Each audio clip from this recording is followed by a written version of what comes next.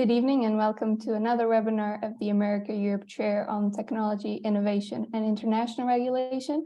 My name is Joana Gomes Beirão and I'll be moderating today's discussion on regulating competition in online platforms. Before we begin, just a few words about the chair. The America-Europe Chair on Technology, Innovation and International Regulation is a recent interdisciplinary initiative of the America-Europe Fund. And as a convening chair, it aims to bring together expertise at KU Leuven in order to track, examine, and compare regulatory developments relating to technology and innovation in America and in Europe.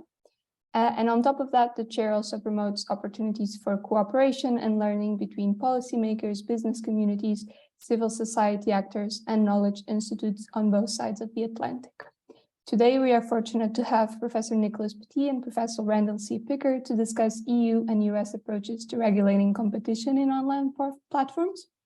As you are probably aware, the EU Digital Markets Act was adopted in July of this year and just entered into force on the 1st of November. And the regulation, of course, establishes a number of obligations on very large platforms considered to be gatekeepers of core platform services, such as online intermediation services, search engines, and social networking services. On the other side of the Atlantic, several bills have been introduced in Congress, which also aim to regulate competition in online platforms. And these bills include, of course, the draft Open App Markets Act, which sets out rules on the operation of app stores with more than 50 million users. And another relevant bill is, of course, the American Innovation and Choice Online Act, which aims to regulate very large platforms that allow users either to generate and interact with content, facilitate e-commerce, or enable user searches. Joining us today to discuss these regulatory developments is Professor Nicholas Petit, who is Joint Chair in Competition Law at the Department of Law and at the Robert Schuman Center for Advanced Studies of the European University Institute, as well as invited professor at the College of Europe. Also joining us today is Professor Randall C. Picker, who is the James Parker Hall Distinguished Service Professor of Law at the University of Chicago Law School, where he teaches and writes in the areas of antitrust, platforms, and intellectual property. I'll give the floor first to Professor Petit, who will walk us through the EU Digital Markets Act, and then I will give the floor to Professor Picker, who will discuss US developments in this area. And after the presentations, there will be a discussion and a Q&A. So on behalf of the America-Europe Chair on Technology, Innovation, and International Regulation, I'd like to thank both of our speakers and give the floor to Professor Petit. Thank you very much, Joanna. Can you hear me well? All right, it's very good. So I'm grateful to the University of Leuven for inviting me to do this, and especially to have a discussion with Randy, who's a scholar that I have admired for many years, and who's come to this discussion in a very reasonable way that avoids the pitfalls of being overly politicized in commenting and describing what's going on.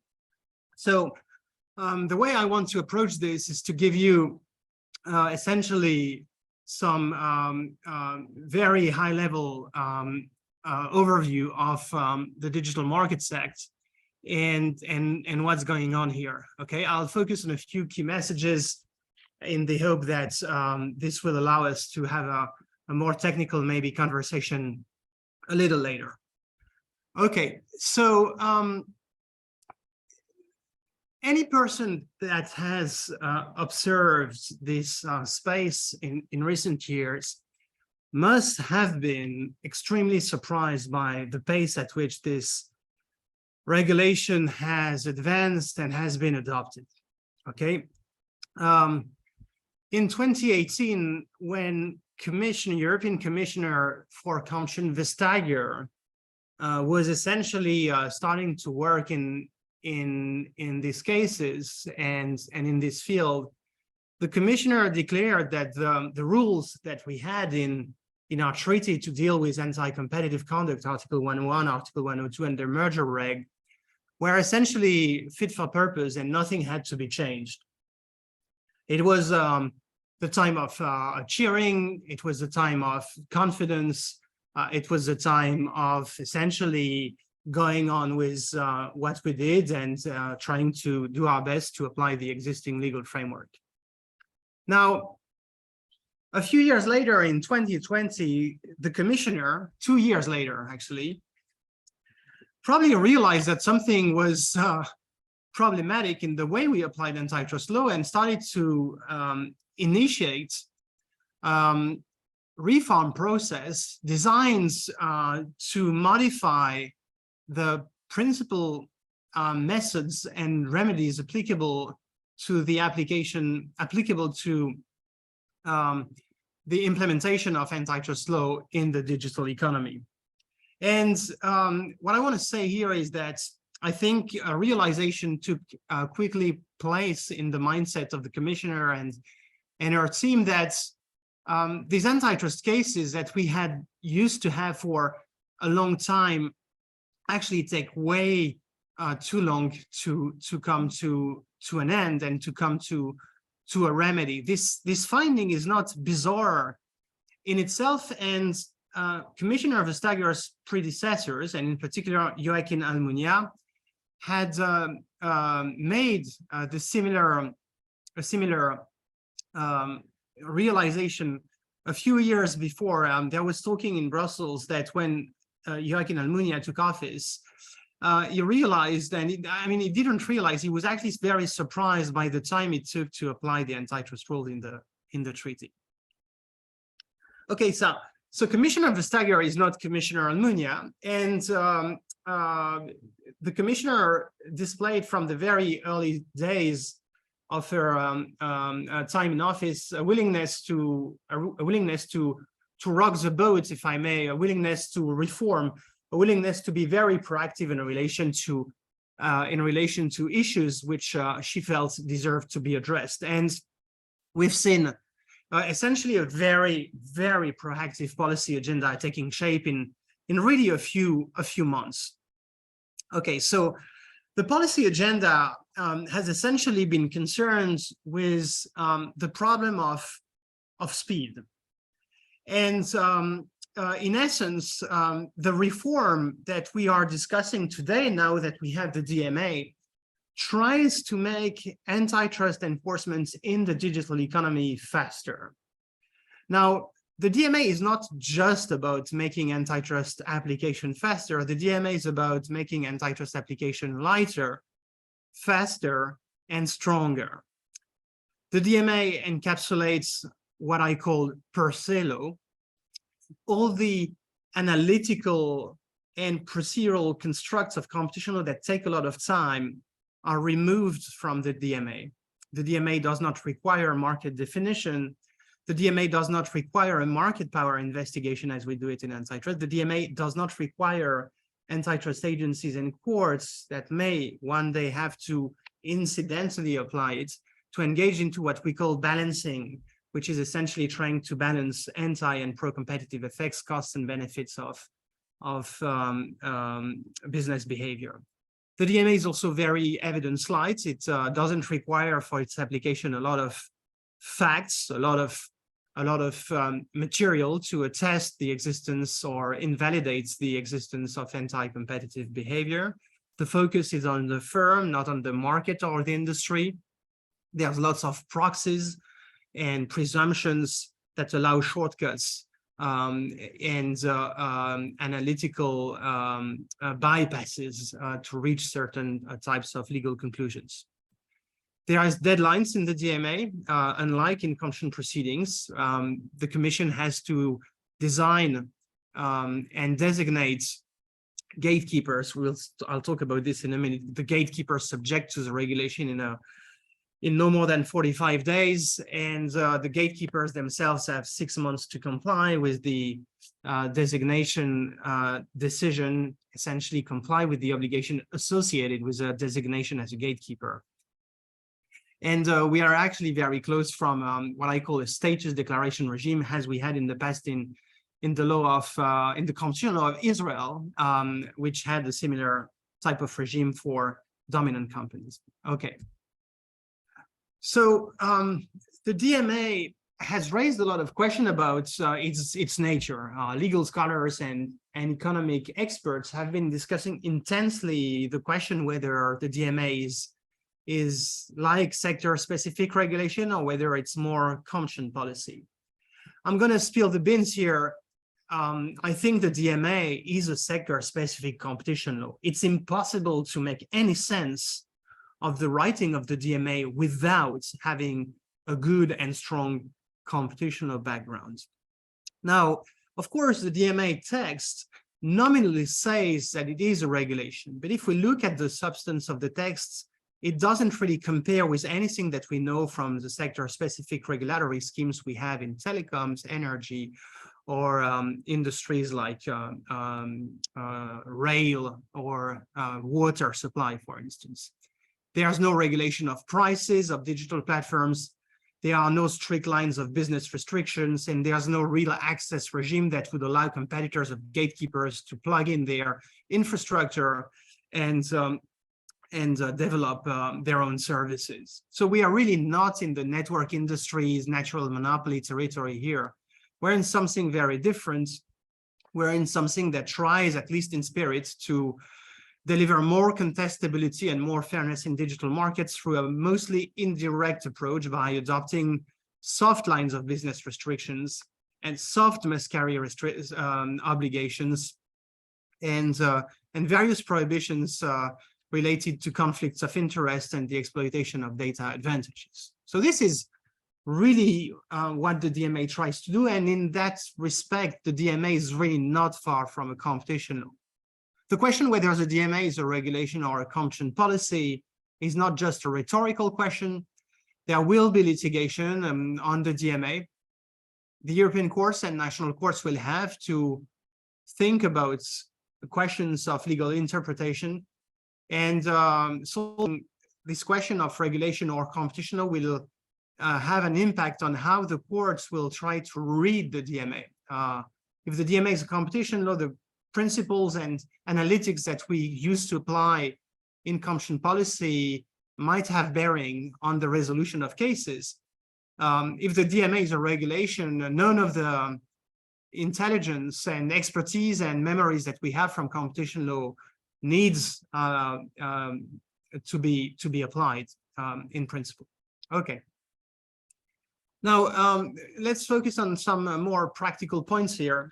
So the DMA is essentially a targeted legislation.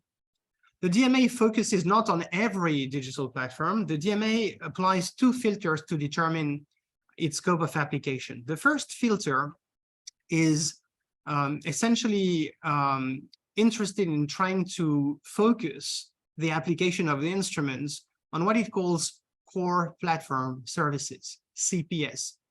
CPS are services that constitute important gateways to end and business users. The DMA lists 10 of them. They're on the slide. You can see them. There's online intermediation services, a wide category, search engines, social networking services, video platforms, and also things which are a little more strange, like cloud computing services. They're not really matchmaking platforms. And others like these. Now, this is a broad ambit of the DMA. The second filter that the DMA requires for its application is that a firm is designated as a gatekeeper. So the gatekeeper concept focuses the application of the law on a subset of very problematic situations arising from quasi or near or almost monopoly position from various digital firms in these core platform services. Okay, so the dual filter in a way tries to restrict and cabin and direct application of the law to the most monopoly entrenched positions in the digital economy. Okay, now the second filter, gatekeepers, so the gatekeeper filter works essentially through a quantitative presumption, which conditions the designation as a gatekeeper to the fulfillment of three conditions, which are here on the slide. The undertaking must have a certain size, so that is, it must cross a certain turnover value expressed in the DMA instruments. It must have at least a certain number of users that attend to the platform on the business side of things, but also on the consumer facing side of things. So the gatekeeper, to be a gatekeeper, you have to be a platform that not only has a big turnover or market cap, but also that has developed a substantial user base on both sides, and that match makes interactions between these two groups of users. And there must be a certain permanence to this situation. The DMA requires that the company under scrutiny to be a gatekeeper has held this important gatekeeping position for more than 3 years. Okay. So with that, the DMA essentially captures the 5 big tech companies that have occupied center stage in the policy and popular discussion. These are Google, Apple, Facebook, Amazon, and Microsoft. And there's a question about a subset of other companies which are pretty large and might constitute gatekeepers under the quantitative presumption, and or might nonetheless be considered gatekeepers if the Commission applies the other mechanism, which is a more qualitative procedure, which takes more time to apply. Okay, now, what the DMA is trying to do, the DMA is trying to unlock competition, contestability, essentially the entry or expansion of companies that try to supply services in the digital economy in 3 areas that I call here the safe competition spaces, 1, 2, and 3, you can see on the slide. So the DMA tries to promote one inter-platform competition. This is what you may think of the Google versus Facebook competition if you want, or also maybe Google versus another search engine competition. The DMA tries to promote competition between business users on a platform. This is what I call intra-platform competition. This is, for instance, the competition that a company like, say, Facebook might encounter when it competes with apps that use the Facebook social network, complementary applications, maybe dating applications, for instance, if Facebook has its own dating or photo application. And third, the DMA tries to unlock competition in relation to peripheral services, which are not provided by business users, but another set of economic players, like, for instance, logistics companies or payment services that are ancillary to the digital ecosystem, but then nonetheless make use of the digital ecosystem to provide their services. Okay, so these are the 3 areas in which the DMA tries to work towards more contestability, more competition, and eventually fairer outcomes for merchants and end users. Okay, now the DMA does this by requiring the designated gatekeepers pursuant to the procedure that I described before, by imposing on the gatekeepers in the core platform services in which they operate and that are listed in the designation decision, 19 obligations. And the gatekeepers cannot choose. The 19 obligations apply. So some of them are directly applicable. These are the obligations found in Article 5. Others might be subject to further specification by the European Commission, but this is just an option. The gatekeepers should comply. And in some cases, the Commission may decide that these obligations have to be further specified following a dialogue between the gatekeepers and the Commission itself. Now, I won't bore you by running you through the 19 obligations. It will be too long. So these obligations are very hard to understand when you read them. I'll just tell you here one thing that will probably help you make sense of them. So some of them correspond to very established practice under the antitrust law. So for instance, there's an obligation in Article 5.8, which says that gatekeepers should not combine core platform services in a tie or in a bundle. In other words, Google search, for instance, with probably a gatekeeping position in search, cannot require users of the search engine to use its browser Chrome, for instance, which is another core platform service. Okay, so the standard prohibition of bundling. Other obligations in the DMA essentially replicates the learning that is being developed in ongoing cases. So for instance, one of the most spectacular obligations in the DMA is this prohibition on gatekeepers to cross-combine data that they collect and acquire through their various properties. Okay, so a company, for instance, like Facebook, collects data on the Facebook service, but also on Instagram and on WhatsApp, and there's a prohibition in the DMA of cross-combination of these various data. Last, the DMA essentially tries to codify obligations that have an origin in recent antitrust cases that might not have been completely to date confirmed in EU case law, and that might never be, because there's, it's not a requirement that the cases go to all the levels of scrutiny in the EU judicial system.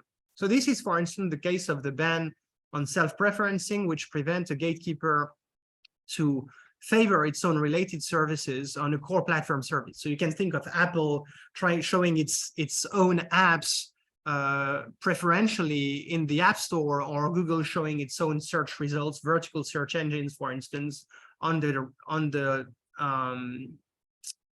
general search page where generic results appear. Okay. All right. So some personal views, and I'll close here. So some personal views on the DMA. So the DMA, to me, makes a lot of sense to the extent that it has this clear idea that it wants to introduce limitations on monopoly power in markets that have tipped. I think it makes a ton of sense to think about an economic policies that could try to curb some monopoly profits achieved in platforms that have tipped. The DMA also follows, I think, the right approach in essentially being a sector-specific competition, because we can capitalize on the learning from competition cases, but also on the analytical tools and methods used in competition cases if the court and the commission show enough openness to have discussions, some discussions of facts and evidence. By contrast, I think the DMA is too strict in adopting excessive limitations on the ability of these big tech firms that will be incentivized to leave the markets or to explore further away from the markets in which they have tipped positions. The DMA creates too many limitations on their ability to pivot away from these markets. And last but not least, I think there's a big question mark around the question whether the DMA is not overreaching when it tries to control incipient tipping positions, which are tipping positions which are not here yet, but that are information. Okay, so lots of open questions about the DMA, questions of practice, will we measure the success of the DMA, questions of policy, questions of law, what are the concrete objectives the DMA is trying to achieve, but I leave this for discussion, and thank you for your attention. Thank you very much for this interesting presentation. Before I give the floor to Professor Picker to discuss developments in the US, I would just like to let our audience know that they can ask questions for our speakers using the Q&A tool, which you can find at the bottom of the screen. And we will go through these questions after Professor Picker's presentation. So Professor Picker, thank you again for joining us today, and you have the floor. Thank you very much. So nice to be here. That was super interesting. Always interested to hear about the DMA. I taught it in my platform in spring. Someone sent me an almost final copy of it, which was incredibly helpful. Ooh. Oh. Hello, can you hear me? Oh, I just got a message that said Zoom crashed. I'm sorry. We're good, Joanna? Yes, we can hear okay. you. Wow. I spend a lot of time in my office just talking to myself, so that's a very comfortable mode for me. But I do realize we have an audience, and that's the point here. All right, so let me come back then to where I was. So I want to go back a little bit to the beginning, I guess. And for me, I want to remind us of the path that got us to where we are. And I think that really starts with the release of the iPhone. I think there's a before and after aspect to that there was a world before the iPhone, and I'm going to show you a little bit what that world looked like, and then a world that emerges after the iPhone, and figuring out what the right competition regime is for that world. I think that's the mission for the day. And the iPhone, as Steve Jobs emphasized during his presentation, the launch, and if you haven't watched the launch, I urge you to do that. He's a fantastic presenter, and you want to see this cusp of this world that's coming. And Jobs says, look, here is the world we live in right now. These devices with these mini dual function, triple function keyboards, dominant firms, BlackBerry, Nokia. We talk about network effects in those worlds. We talked about, BlackBerry addicts, crackberries. And that was a world that Apple had no meaningful position in. Apple had sort of transformed the company with the launch of the iPod. And the thing that was going to come was going to really accelerate that in a dramatic way. But this is the world we were looking at. And devices that look like, they look like the tablets that Moses brought down from the mountain at this point. They feel so ancient and foreign to us. Because the thing that was going to come was this. And I want to make sure we see what that device is. That's something we recognize. We know what that looks like. But that was also an incredibly locked down device. All of the apps that you see there, that was it. There was no other functionality. There was no other store to go get stuff. Apple had effectively built in a full-fledged browser, Safari. They were very excited about that. Steve Jobs emphasizes that compared to the devices he had just shown you, this was a genuine browsing, handheld browsing device. And then you could search. And indeed, they had built-in relationships with Google and Yahoo. But there was no expanded functionality. It was an iPod. It was an honest-to-God telephone, a cell phone, and it was this internet device. And it's at the point where Apple starts to move beyond that we sort of get into a much more interesting world. And that takes a couple of steps. And so Apple releases an update to the core software. We're not even calling it iOS yet. We're calling it iPhone 2.0. And this is in 2008. And critically, a software development kit, an SDK, applications programming interfaces, and the ability then for developers to build applications to expand the functionality of the device. There's going to be a store there. And Jobs emphasizes that he thinks that the store that they're going to create is a better deal for software developers than they've gotten anywhere else. Apple's going to take 30%. He says most intermediaries in the pre-existing world of software were getting 50%. So Jobs thinks he's actually lowering prices here compared to the pre-existing business model. Going to be a very simple working store, and it's going to be a curated store.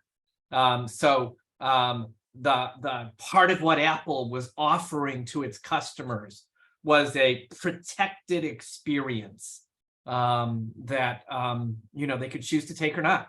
And obviously there were lots of other phones. And again, Apple is entering a market where it has no obvious advantage.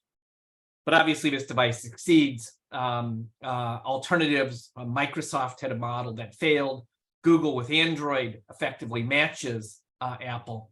And the world we live in now is obviously created in these moments.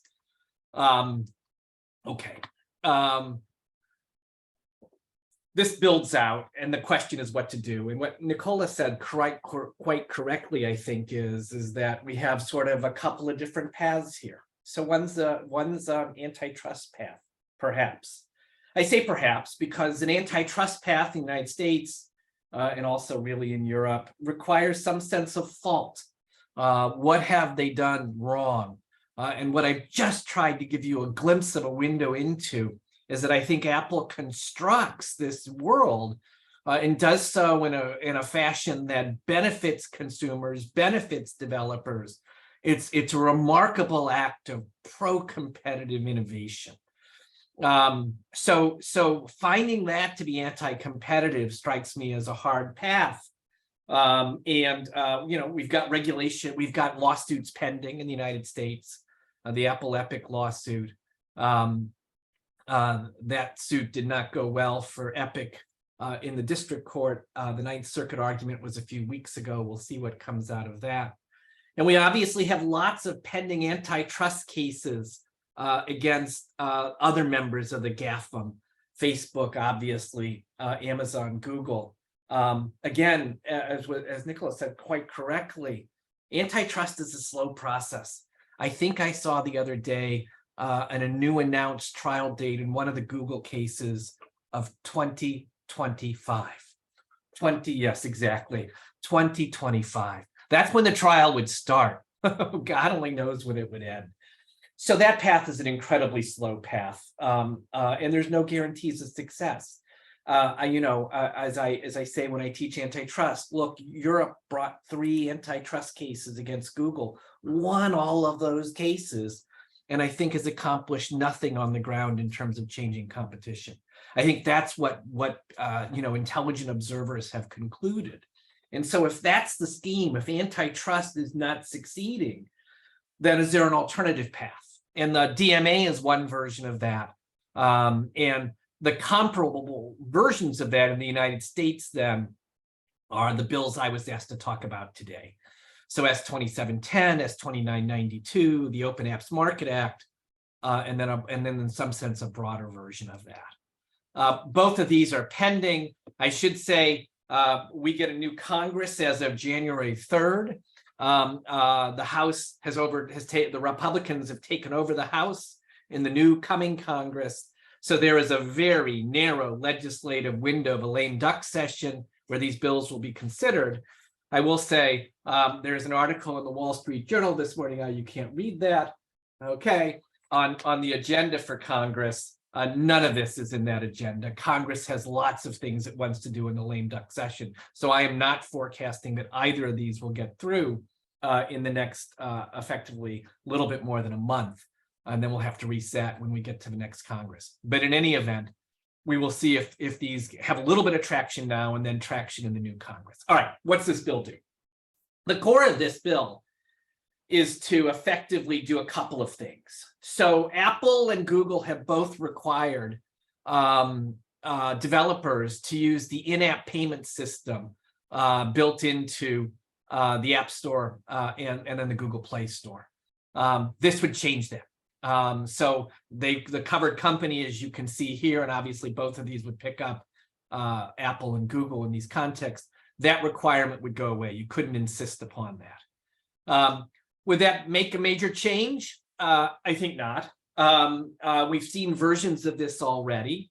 So Apple's gotten in trouble with the Netherlands on dating apps. Apple said, fine, we won't require those apps to use our in-app store. You can use whatever one you want. We will just have a separate 27% fee for everything else we do.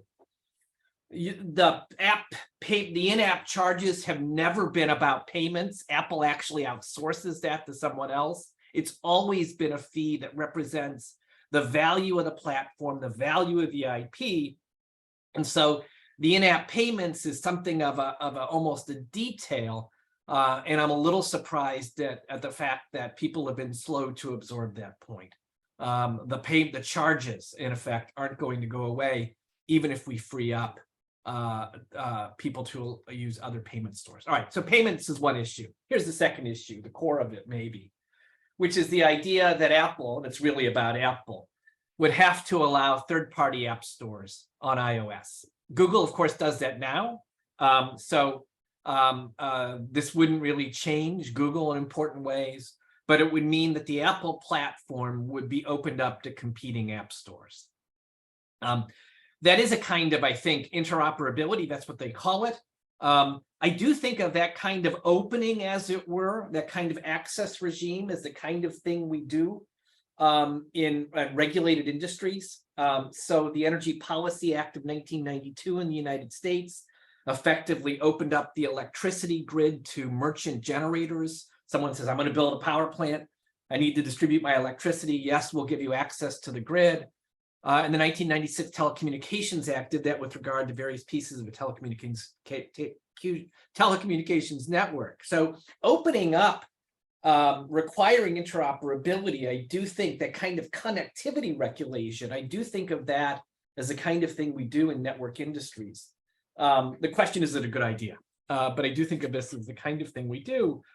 Whether it's a good idea is a different question. And then the other piece of this would help to ensure greater equivalent access to the functionality of the device. The allegation has been that Apple reserves particular functionalities for its own apps and doesn't give those to third parties. This would, again, facilitate that kind of interoperability. This is a pending issue, as many of you, I'm sure, know, in the European Union, where the allegation there is that Apple has reserved this NFC, near field communications technology, to itself in a way to advantage its own mobile wallet. So again, two different paths here, an antitrust path that you're seeing in this in Europe, a regulatory path in the United States. Right, what to make of that? Oh, and there's a defense. And that defense is if you don't have to give this access, if it will somehow, you need this for security or user privacy. Though the burden of proof with regard to that is put on the Apples and the Googles. What to make of that? I wrote a little piece on this a couple of years ago, or now a year and a half ago or so. And here's how I think we want to see this. So we currently have two dominant smartphone platforms. We have obviously iOS for Apple, we have Android for Google. Those run meaningfully different strategies on this issue of third-party app stores. So Google, Android, Samsung has a store. There are multiple stores. That's a business model there, not a particularly successful one. That's a different point. But it is part of what Google Android offers. Apple doesn't do that. And that's a point of competition between them. Let the market sort that out. Different people have different views on that. And if you ask what's at stake there, Nokia issues a report on threats. I didn't know anything about that, honestly, when I sat down to write this little piece. But what you find in that is that there seems to be much more malware in the Android system. And Nokia attributes that to third-party stores and side loading, the ability to install apps outside the main process.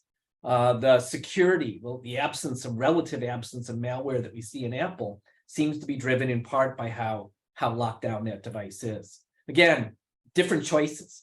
Some people may take those security risks, see those security risks in different ways. But what I confess I find hard to understand is why we think we should somehow limit that competition. And if we were going to limit that competition, why we would have it move to a less secure world rather than the secure world that obviously lots of customers like to have. Okay, that's what the Open App Store would do, though. The American Innovation and Online Choice Act is a broader bill. I don't say it's quite like the DMA, but it's probably closer to the DMA in spirit. And the core of that is, again, this idea of, and I thought what Nicholas said on this was exactly right, this idea, don't want to fight about markets, don't want to fight about market power, want to define all that up front, just specify who's going to be covered. The bill itself, the market caps, some of these firms don't have the market caps they used to have, so we're going to see how they update this. Facebook doesn't have a market cap of 550 billion anymore. Nothing like that. I think it was 320 the last time I looked. So we'll see if this gets updated, if they head down this path, since I think the plan was to cover Facebook here. But again, big picture, the same idea. Define a set of firms that are going to be covered. Treat this as a kind of sectoral regulation. Sectoral competition regulation, I'm fine with that description. Okay, and what's the nature of it? And the core of this is about self-preferencing. And so this idea that firms are creating, that the dominant firms, the GAFAM as it were, are creating, making choices that favor their own products. That's really at the core of this. What does that look like? Well, how does Amazon populate the buy box? You go to buy a product. Do they preference their own products? Do they preference products not that are their products, as it were, Amazon Basics?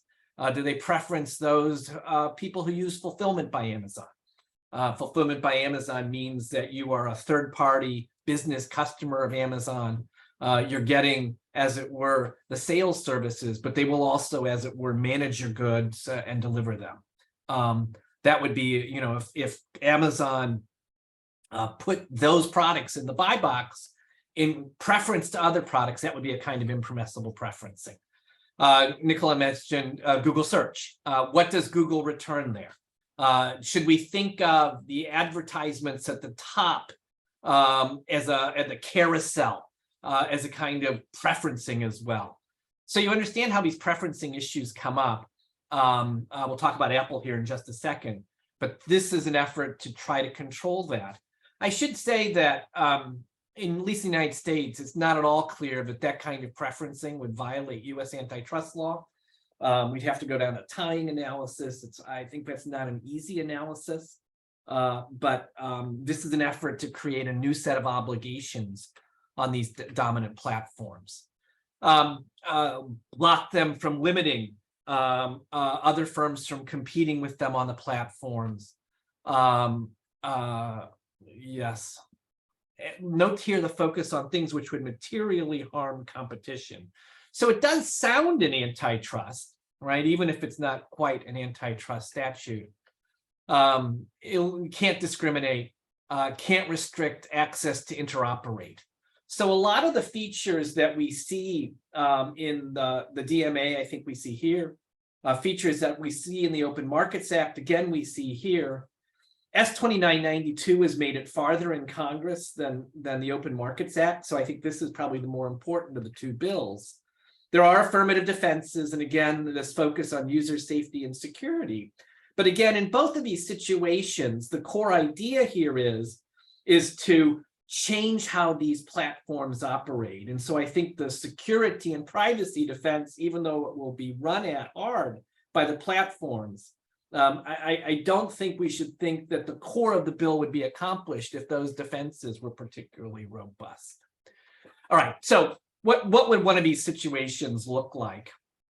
I like to, do hypotheticals in class, and I would do one of those here. Take the iPhone and walk through it sort of piece by piece. We've got a bare metal device. We could ask questions about Apple, of course, has moved to using its own chips. Do these bills affect that? And no one's really talked about that. They install the operating system. It's the only operating system that can be installed. Should we think, for example, that Apple is self-preferencing its own operating system? Should Apple have to be able to be required to make the bare metal available to anyone who wants to build a competing operating system? Then turn to the App Store. Apple, we've discussed the App Store. Clearly, the bill contemplates, both of the bills contemplate that there will be multiple app stores have to be available. I've tried to give you some of the sense of some of the security issues associated with that. Go back and look at the original iPhone I showed you from before. Apple installs many, many apps and up front. All of those are acts, I'm sure their competitors are going to say, of self-preferencing. Does Apple have to remove those? Do they have to install comparable apps for everybody? Can they auction those off, the right to be installed?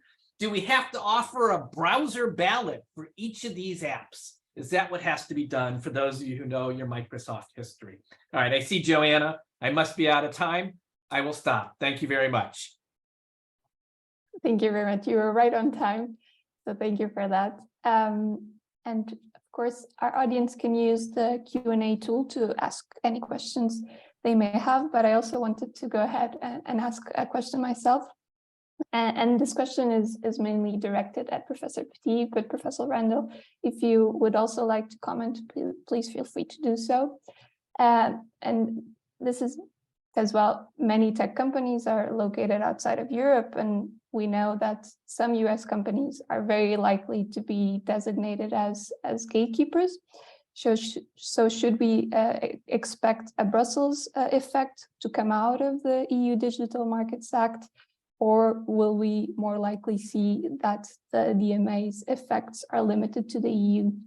What's your perspective on this? I'm sorry, who was that directed to? Professor Petit. Oh, good. I think you're on mute. Yeah, thanks, Joanna. So that's a big question that you're asking here. So I think, you know, there are probably two answers to your question. If we are talking about the Brussels effect, as Professor Anu Bradford has coined the expression, I think what is in discussion here is whether the EU sets legal standards for you know, the world economy. And you can see that the DMA and the DSA and the AA Act and all these initiatives that are currently being discussed in the EU or sometimes adopted have generated a lot of traction in other regions of the world. So the EU has certainly contributed enormously to building a consensus in the policy structure about the necessity to legislate in the digital economy, right? And I'm careful with my words. I say a consensus in the policy structure. I think there's much less consensus in the courts, and there's much less consensus also in the tech world, and, you know, to some extent in the law and economics community. Okay, so the question, the first answer to your question is are we seeing the Brussels effect today? Yes, we are seeing the Brussels effect in the legal outputs that emerge across the world, carried by a policy structure that has predominantly embraced the idea that something had to be done against big tech's monopoly power, between inverted commas. Now, the question I said, the question in your view seems to be also about the economic effects of these regulations. So will they predominantly benefit to other American companies or Chinese companies that compete with the GAFA companies today? Or will they allow European companies to scale and compete for the next wave of digital disruption? You know, I mean, I'm not an economist. There's no way I can answer this. The only thing I can tell you is it takes a lot of time for a regulatory structure to generate economic innovation. And if a regulatory structure ever achieves substantial innovation effects, it's often in very indeterminate ways. Okay. And so, you know, if we see a search engine that, or if we see a social network that appends Google or Facebook tomorrow, it will be hard to credit this to the DMA/DSA/other EU pieces of legislation. Maybe these legal outputs created a climate that gave confidence to some competing companies to be more fearful, but even that is very hard to test. So I would not place too many hopes in, you know, trying to assign cause and effects to the DMA in terms of economic innovation. Thank you. That's indeed a very interesting perspective. And Professor Picker, you touched upon some similarities as well as some differences between the EU Digital Markets Act and the two US bills. And one of those differences is, of course, that the American Innovation and Choice Act and the Open App Markets Act allows companies to engage in prohibited behavior if they can prove that the actions were necessary for safety, user privacy, data security, the core functionality of the platform, or in the case of the Open App Markets Act, to prevent spam, fraud, infringement of intellectual property. So my question to you is, do you see advantages to this more flexible approach where companies can prove these exemptions versus the approach that was taken by the EU Digital Markets Act?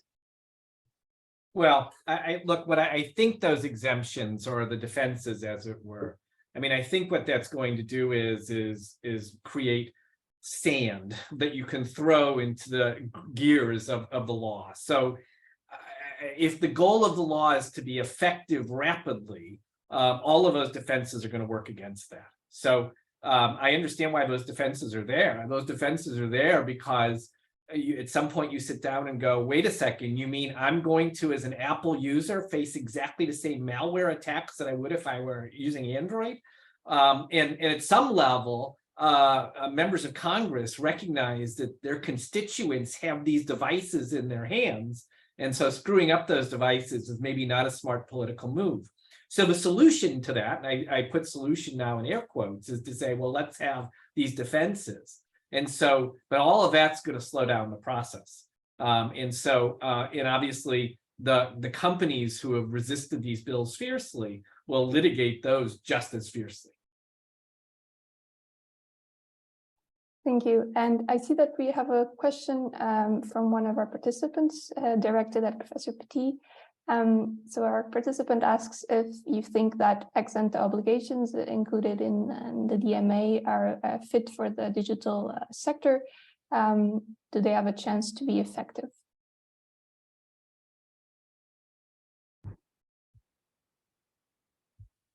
Thanks. That's a broad question again. Yes, I mean, they will be effective because the gatekeepers have to comply with them. I mean, I want to understand what is defined by effective. These obligations are mandatory, so the gatekeepers will have to comply. Then the question becomes, can the gatekeepers find other ways to do business by not avoiding the obligations, but essentially maintaining their profitability and, finding new ways to do business outside of these strictures. They are very sophisticated organizations. I think they will, it's not tomorrow that Google or Facebook or an Apple is going to close shop because of the obligations in the DMA. So, will they be effective at what?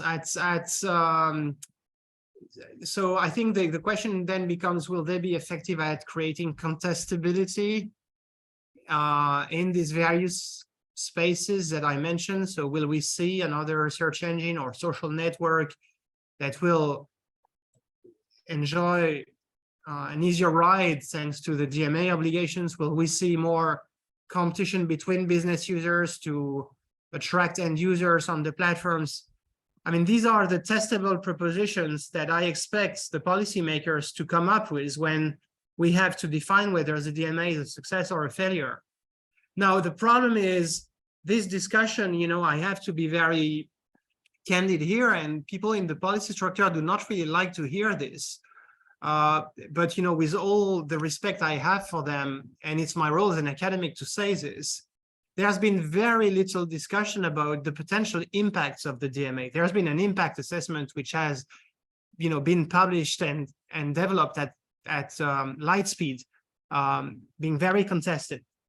We don't really know what the DMA should be assessed upon. What are the metrics of performance that will allow us to say whether the DMA will be a success or a failure? So it would be very helpful today and in the next weeks and months if within the European Commission, some people put their minds to work on, okay, let's define some metrics of success. We can start with very trivial stuff like, how much time does it take to apply a remedy on a gatekeeper? Okay, how does this compare with the average duration in an antitrust investigation? That's one. And then we can then develop more sophisticated testable propositions like, are we seeing more engagement in alternative platforms, more business users, more end users? Are we seeing less switching costs for users and so on and so forth? These are the things that we need to work on today. So to your, to the audience here, to the person in the audience who asked the question, there is this provision, there are these provisions in the DMA which allow the Commission to revise the list of obligations and to revise the list of CPS. This process of revision can only make sense from a rational standpoint if backed by enough empirical information about the limitations of the DMA. And these limitations require us to formulate testable propositions. So we will only have the answer to your auditor here when we will have accepted to go in this process of formulating testable propositions. I'm sorry I was a little long in my answer, but it's a big question. And related to that, we have another question from the audience, which... I'm sorry, could I jump yes, in go on ahead, that? of course. Yeah, just a second. So the only thing I want to say is, and I think what was said was just right, look, what do we think have been the recent examples of success in this space? And I'm sitting here writing down notes. The only thing that came to mind for me is probably TikTok, right? So TikTok has been, in some basic sense, an enormous successful platform in terms of attracting huge numbers of users, in playing for now younger people the role that Facebook played in a different era. So is that what we want to hold out as our recent success? Obviously, so what do we think are the successes? I know what failure looks like, right? So I was talking about earlier the litigation that would certainly ensue over the safety and security provisions, Joanna, that you mentioned. And look, we created, as I mentioned, a comparable interconnection regime in the 1996 Telecommunications Act. We litigated over that for a decade before they finally got final rules. It went to the Supreme Court twice. And by the time that was done, the technology had moved on to wireless. So that even though antitrust can be slow, and damn, is it slow, right? We know that. At the same time, regulation's not easy. And you need to look at some of those examples of regulation. I think the Energy Policy Act of 1992 has been more successful in electricity. That's in some sense because the basic technology didn't evolve as rapidly, I think. So you got to figure out what the successes and failures look like. Thank you. And we have another question also from our audience, and it's addressed to the both of you. So feel free to comment. And it's essentially whether you think that the obligations set out in the Digital Markets Act might hinder the development of emerging gatekeepers and actually enable existing gatekeepers to preserve their existing hold over their respective markets.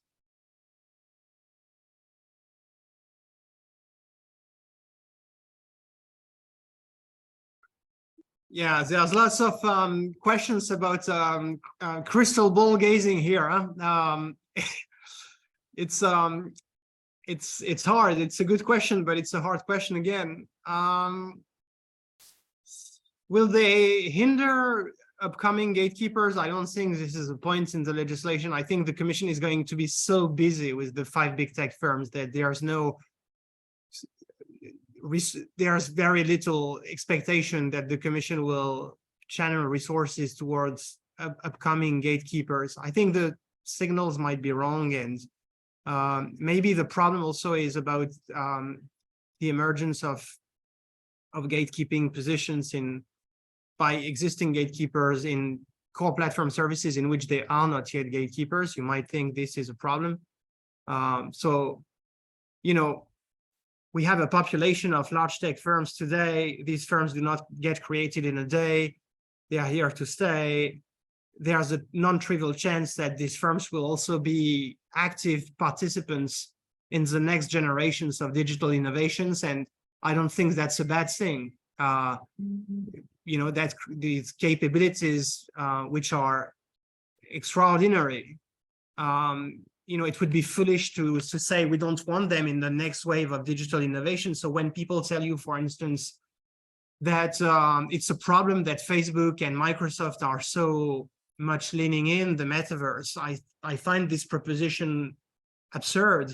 You actually want that energy and that capability towards this new gigantic spaces of economic opportunity and transaction. So my concern is I would not like these obligations to actually prevent what we want to achieve, which is dynamism in the economy and allowing the existing monopoly firms to maybe get less interested in the monopoly markets and look towards, this dynamic process of technological change and jump to the next generation of digital applications. Sorry about this. Sure. So a couple thoughts on that. So I agree completely with what was just said about the idea that we should be concerned about taking sophisticated firms off the table and blocking them from going into new markets. So we did that in the United States when we settled the 1949 AT&T lawsuits. The 1956 final judgment effectively kept AT&T out of what was going to be the new world of computers. It's always hard to know what the counterfactual is there, but IBM emerges as the dominant firm. And that competition would have looked different if AT&T had been able to compete with them.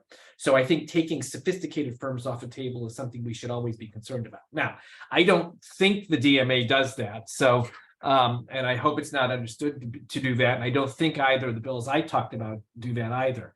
I do think there are laws that can create burdens for firms. As I'm making notes, that's how, we think of the GDPR here, I guess. Right. So GDPR creates this regime that, you all can tell me what you think it's accomplished, but the burdens it puts on the firms, those are heavier burdens proportionately for smaller firms than for the large firms. So the idea that regulation could entrench, that's possible. Again, I'm not sure that either the DMA or the comparable bills in the United States do that, but I think we're right to be concerned about that. And indeed, the US bills that we've been talking about have received very strong criticism from the big tech companies.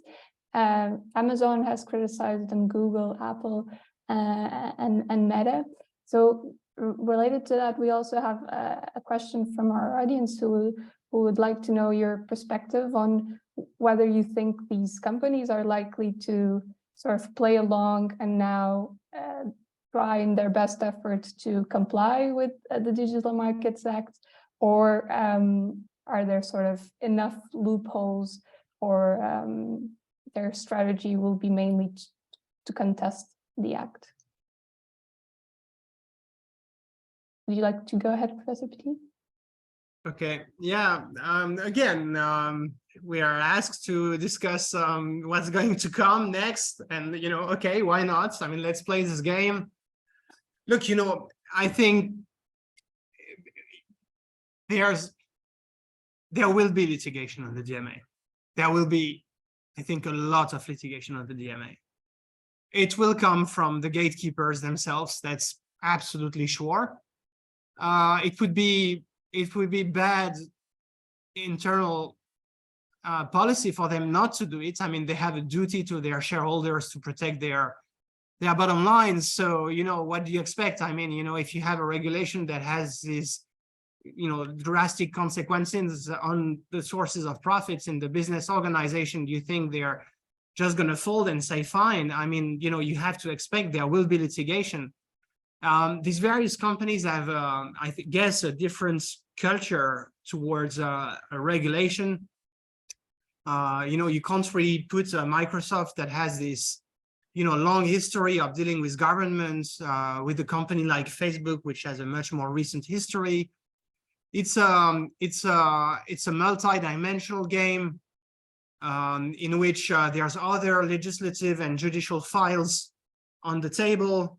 So in the EU, for instance, we are discussing the possibility of taxing the big tech companies for to remunerate the telecommunications industry for the supposed free riding on the cables and fiber infrastructure.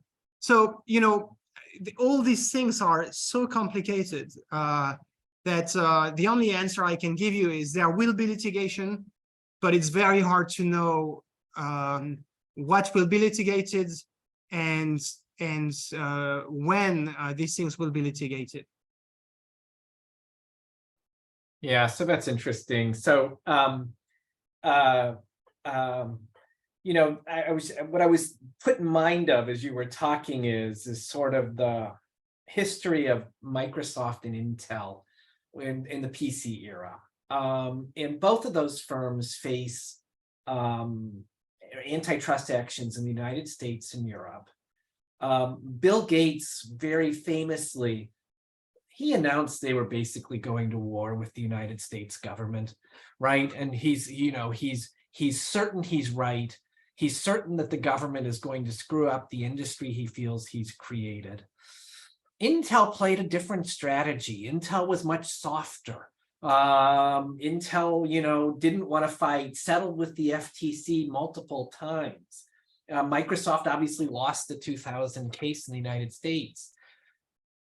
Did those strategies ultimately matter? I don't know. That's what I'm sitting here saying to myself. I should know the answer to that. Microsoft settled later, you know, settled in the face of a different, you know, the Bush administration. So they managed to, as it were, run the clock long enough to switch to a different presidency.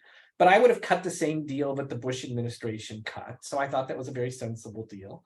And so that's a long way of saying that I do think sometimes younger firms, Facebook, want to fight. Older firms maybe, and Microsoft has now matured supposedly into this, you know, we can get along with the government. Let's see how they do on Activision. So we're going to see if, you know, they've matured sufficiently to cut a deal there or not. I do think there will be some firms, Amazon, who will want to fight. Maybe the fact that they've, you know, Bezos is no longer formally in charge will change that. I think founders feel it most powerfully. That's what we should pay attention to, I guess. We'll see. Thank you. And Professor Petibi, you mentioned in your presentation some companies, namely US companies, that of course meet the quantitative thresholds under the Digital Markets Act and thus can be considered gatekeepers. But I also wanted to ask you about the companies which do not meet the thresholds, but may still be designated as gatekeepers. What should we expect from this process, or will the companies to be designated as gatekeepers sort of remain a mystery until the Commission's decision comes out?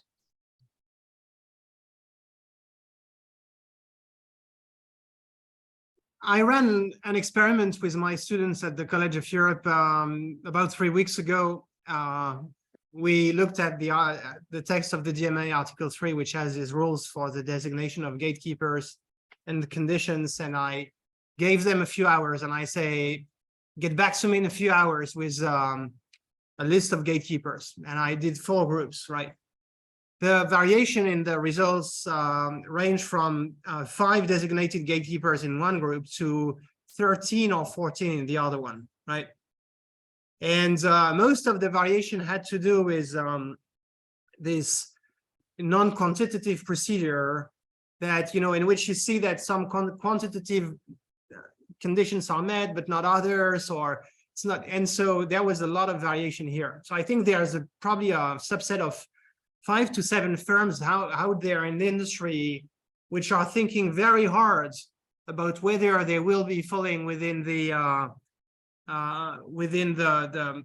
regulatory trap set by the DMA, and they are probably working very hard to make their case against this. So I'm thinking about, you know,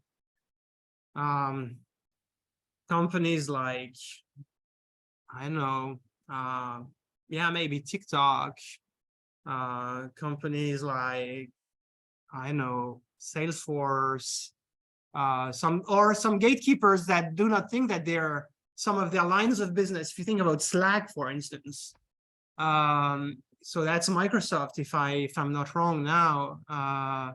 No, sorry, that's Salesforce now, right? So, you know, these companies are looking at this and they're thinking, are we within scope, right? Even a company like Netflix, I had this discussion with people from Netflix a while ago. I said, but it's weird, you're not in the DMA. And of course they're not, because Netflix was not involved in online advertisements.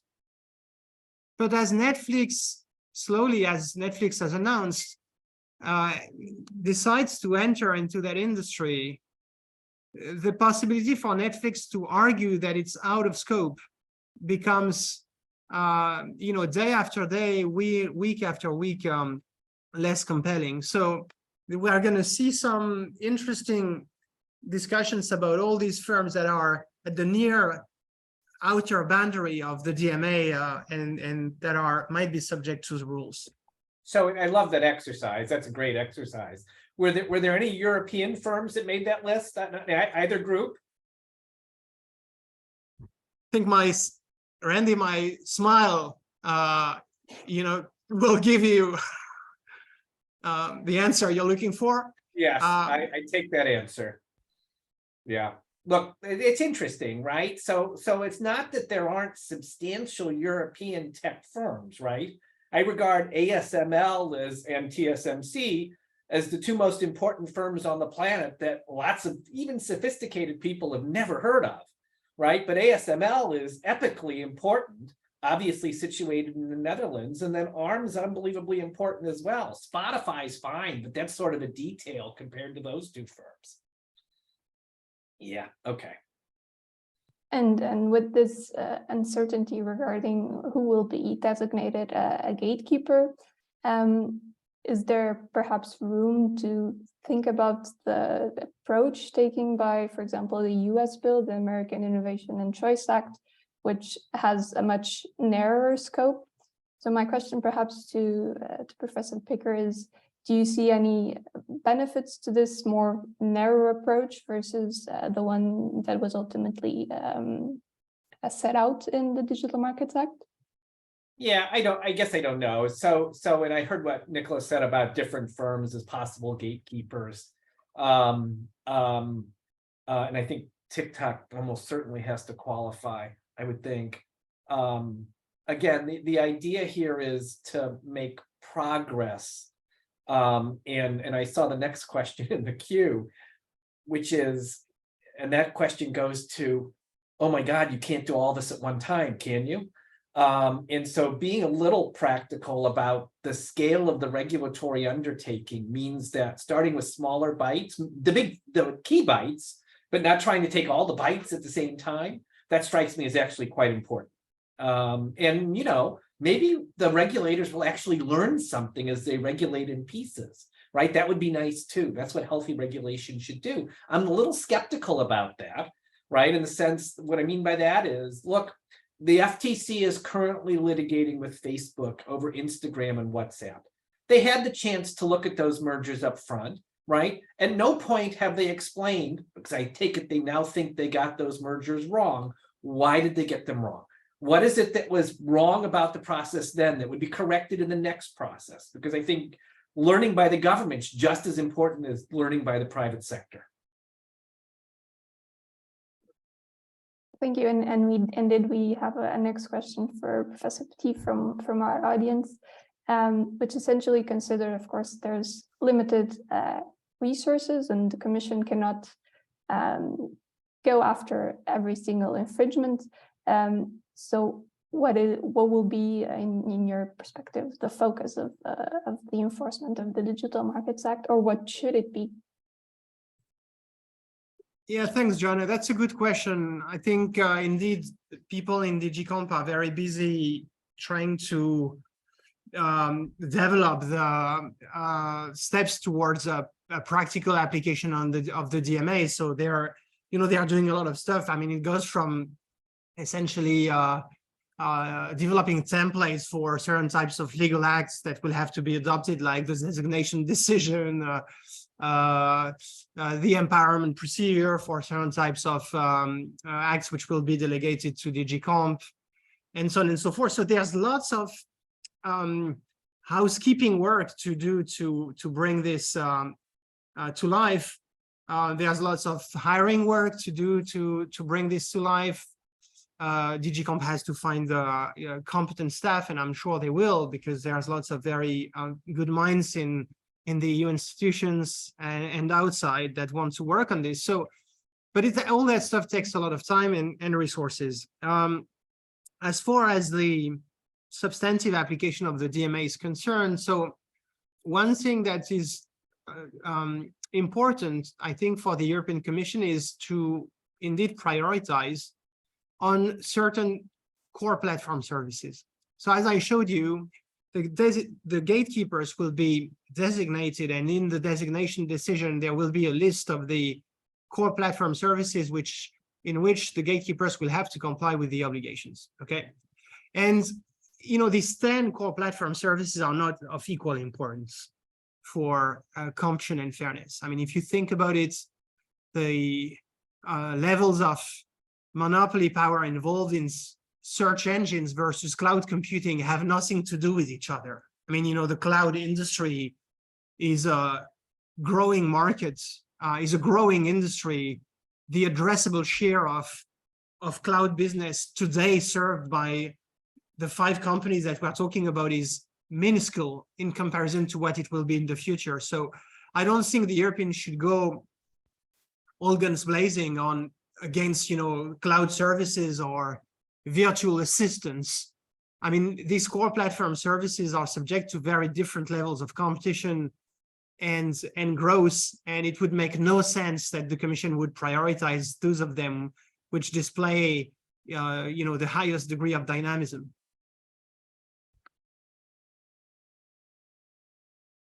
Yeah, so that's interesting. So you know, if I were in their shoes, I guess I'd want to figure out something that I could succeed in quickly. That's what I'd want to do, right? So I'd want to show that I knew what I was doing, and that something that the people would care about. So I don't know what those are. You know, I'm sitting here making notes. So Facebook strikes me as yesterday's news. Well, you know, TikTok's already running ahead. The market cap, as I indicated, has dropped dramatically. So I guess that's not where I would focus. I mentioned that it seems to me that I realized that when Spotify initiated some of this in the EU, the 30% fee was important to it. I've written about that. I'm not sure if that makes sense, but the facts on the ground suggest that this will not solve that. So I'm not sure that's where I would fight. You know, I heard what you said about cloud and virtual assistants. The attraction of those is your language is those are untipped markets, right? That's now, so that's, I could see if they thought they had some sort of clean path forward in an untipped market, I might run that way. I will say the track record there, predicting the future, is hard. So the AOL Time Warner merger, you know, the FTC was very focused on like video instant messaging and interactive television, and tried to create a whole bunch of rules to facilitate that. Again, I sort of get that as an exercise in, you know, digital technical engineering, but there's no reason to think the government is well situated to figure out what's next. And so that's hard, but you know, I'd run at something where they can show success early. Thank you very much. These are very interesting perspectives. And we are nearing the end of our webinar, but I would like to take the chance to ask both of you about EU-US cooperation more broadly. Of course, the EU Digital Markets Act just came into force, and we have the next meeting of the Trade and Technology Council scheduled for the 5th of December.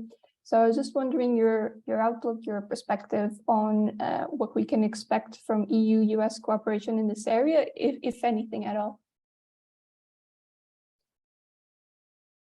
Would you like to start, Professor Pickham? Me? Sure. You know, we seem to be in a point of dramatic competition, geopolitical competition, though I'm not sure it's organized around this space. So while Twitter is still alive, I see things on Twitter. I saw something this morning talking about European concerns about the green subsidies and the Inflation Reduction Act. So competition in the car market.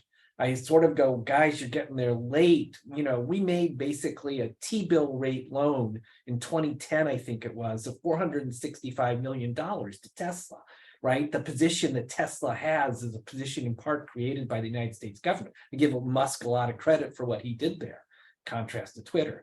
But that's a point of geopolitical competition for the green future. Obviously, closer to this space, we're seeing huge fights among the United States, Europe, and then China over chips and AI technology. So the CHIPS Act in the United States, the CHIPS Act in the EU, the efforts by the Biden administration to block the transfer of technology, chip technology to China, the strategic importance of Taiwan and TSMC, all of that is whatever the opposite of cooperation is. I don't know that it's conflict, but close to conflict. That's what we're seeing there. So, and I'm not sure what gets us out of that as people realize just strategic importance of reshoring things like chips and friendshoring.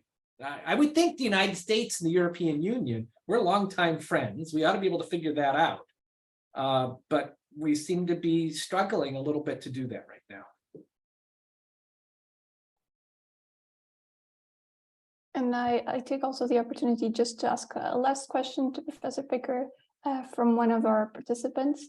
And this might be a difficult question to answer, but how high do you think is the possibility, the risk that the bills will not be adopted in the new US Congress?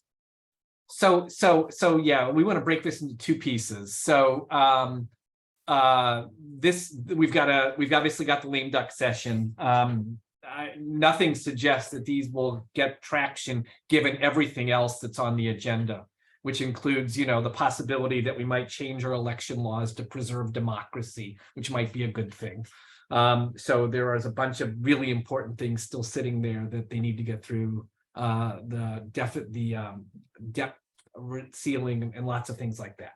So I don't expect them to get through in the lame duck session. Next Congress, look, the Republican House wants to spend a lot of time chasing Hunter Biden and his laptop. I don't even know what that means, but that's what they want to do.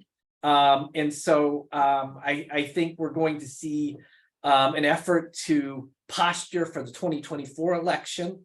And so look, the Republicans are unhappy with social media, though Elon's purchase of Twitter may change the dynamics on that in important ways as he opens this up and does whatever he's going to do with Twitter. So I guess I don't expect a lot of energy on this, but like Nicola, I regard predicting the future as sort of not something I'm very good at. Well, thank you very much. I understand that predicting the future is difficult, but also, for example, the Digital Markets Act has just come into force, so we don't have any results yet, and it's an outlook. But thank you in any case. This was a very interesting webinar, and that is all the time that we have for today. So thank you to both of our speakers as well as our audience members for taking part in the webinar. If you'd like to know more about the America-Europe Fund, our upcoming events, or watch recordings of past events, including this one, you can do so on our website, which is america-europefund.eu. So thank you very much for joining us today, and have a good evening. Thanks for having us in.